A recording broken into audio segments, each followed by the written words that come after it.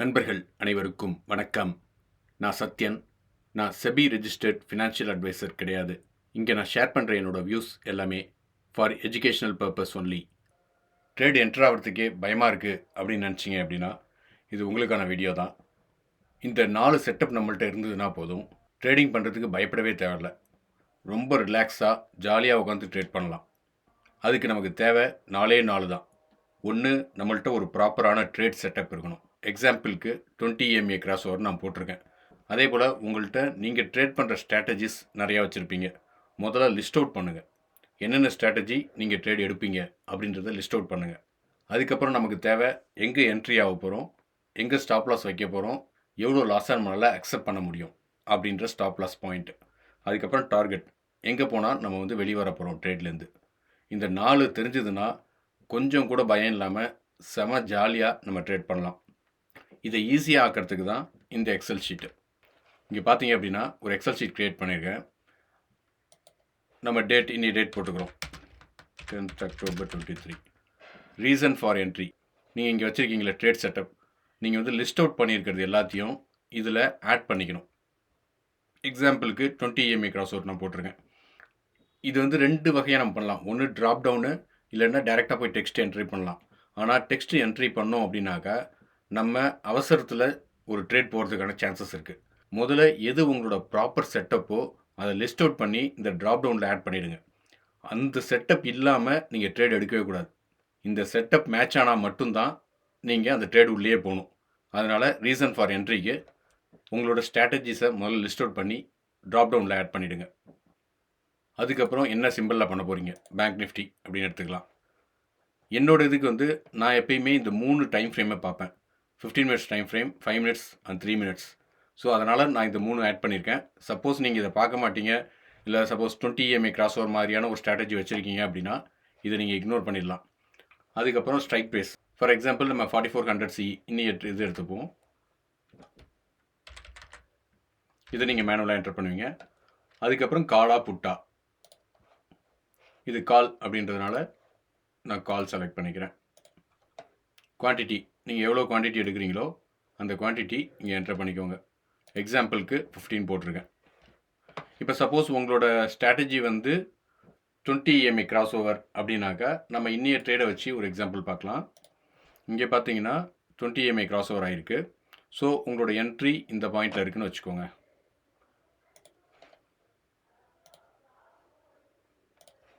So உங்களோட entry இந்த பாயிண்டில் இருக்குது அப்படின்னாக்கா 182.55, நான் 182ன்னு வச்சுக்கிறேன். அப்போ உங்களோட ஸ்டாப் லாஸ் இந்த கேண்டிலோட லோ வச்சுக்கிறேன். ஸோ 150ன்னு வச்சுக்கிறேன். நம்ம அந்த 150யை இங்கே என்டர் பண்ணுறோம். இப்போ 150 என்டர் பண்ணிட்டோம் அப்படின்னா நமக்கு டிஃப்ரென்ஸ் 32 பாயிண்ட்ஸ் ஸ்டாப் லாஸ் வருது. அப்போ 32 பாயிண்ட்ஸ் ஸ்டாப் லாஸ் அப்படின்னாக்கா இங்கே பார்த்தீங்கன்னா நம்ம எக்ஸ்பெக்டட் லாஸ் 15 குவான்டிட்டி அப்படின்னா எக்ஸ்பெக்டட் லாஸ் 480 rupees மைனஸில் வரும். சப்போஸ் ஸ்டாப் லாஸை ஹிட் அடிச்சதுன்னா. அப்படி இல்லை அப்படின்னா ஃபஸ்ட்டு டார்கெட் நம்ம 214, அதாவது 1:1 ரேஷியோ வைக்கிறோம். 214 ஃபஸ்ட்டு டார்கெட்டு, 1:2 ரேஷியோ 246.